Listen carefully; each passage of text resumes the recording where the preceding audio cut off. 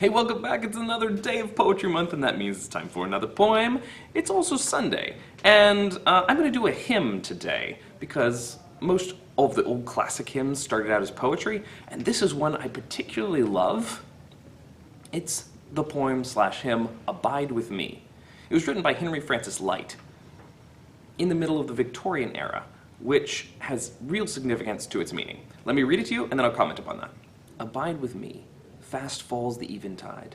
The darkness deepens. Lord, with me abide. When other helpers fail and comforts flee, help of the helpless, oh, abide with me. Swift to its close ebbs out life's little day. Earth's joys grow dim, its glories pass away. Change and decay in all around I see. O thou who changest not, abide with me. I fear no foe, with thee at hand to bless. Ills have no weight, and tears no bitterness. Where is death's sting? Where, grave, thy victory? I triumph still if thou abide with me. Thou hold thy cross before my closing eyes, shine through the gloom and point me to the skies. Heaven's morning breaks and earth's vain shadows flee. In life, in death, O Lord, abide with me.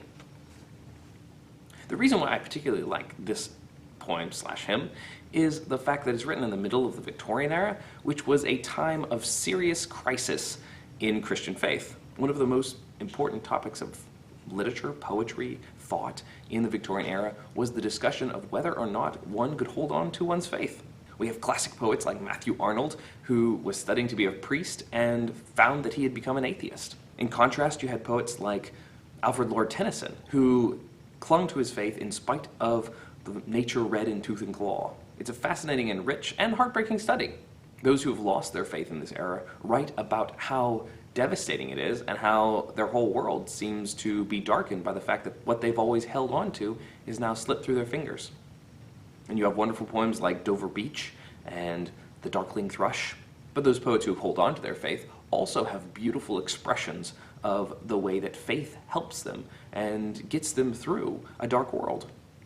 As with this one, where the poet is calling out to God to abide with him, to stay with me, because the world is getting darker and it seems like so many other people are losing their hold on you. Please stay with me.